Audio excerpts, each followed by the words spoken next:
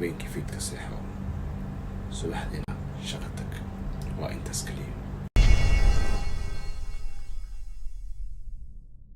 waxaa la gaaray sanad goradeenii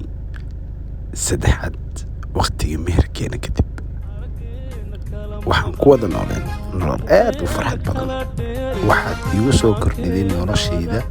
farxad aan la soo koobi karin waxaad mudan tahay mar walba inaan kuu sheego inaan ku jeclahay waan ku jeclahay Samaahir aabbo ku soo dhawow adduunkan quruxda badan iyo aabbaha ugu naxariista badan maalintii nolosheeda igu farxad badneed waxay ahayd maalintii ay Anisa adduunyada ku soo biirtay 9 bisha Afraad 2021 maalin lama ilaabaana ayay ahayd xaaska aqli badan ma noola maanta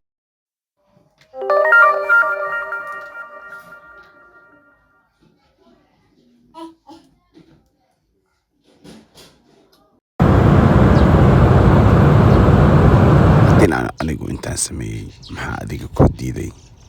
aabbo walba oo Soomaaliyeed waxaa looga baahan yahay inuu ilaaliyo qalbiga xaaskiisa iyo ubadkiisa iyo saaxiibadiisa oo dhan adigoo positive noqon karo weliga ha noqonin negative haddii aad tahay qof negative ogow khayr oo dhan lagama filanayo ballanteenu waa aan beddelno sidii horaan u dhaqmi jirnay hab cusub aan la soo wada baxno dhammaanteen mahadsanidin